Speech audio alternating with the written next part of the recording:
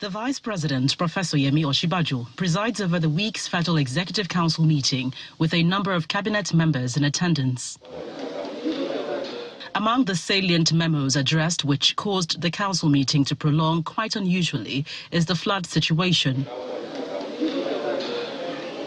In a joint briefing, the Water Resources Minister, who was only days ago given a fresh directive by the President to produce a plan towards flood prevention, unraveled details of what the country should expect. In future, there's a lot that needs to be done, and it's really more of a long-term solution, and the investment is going to be heavy.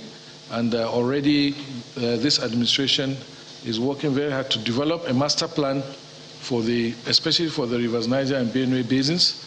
But even that master plan will take at least 3 years to complete if it starts. And then the actual interventions that are required, the engineering solutions, the river training, the dikes, the levees, and what have you. We need a consistent investment and a continuous commitment by successive governments over the next 20-30 years for us to be able to achieve that. Reeling figures, the Humanitarian Affairs Minister states that 612 persons have now been confirmed dead as a result of the floods. We have 1,427,370 persons that were internally displaced.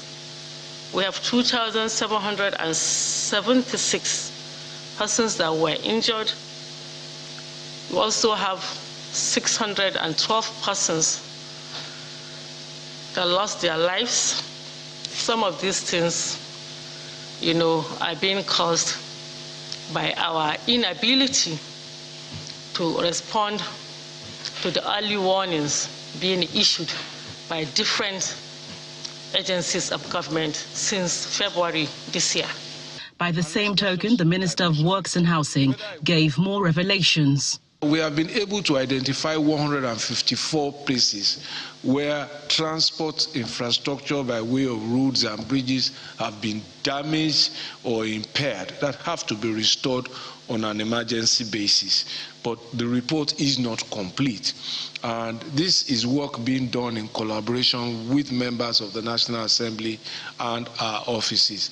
The initial costs that we're looking at with those places alone, and we haven't finished, is in excess of 80 billion naira. Even though the minister was unable to give specifics about the areas needing the 80 billion naira, he absolved the federal government of blame for not providing temporary shelters for vulnerable victims of flood.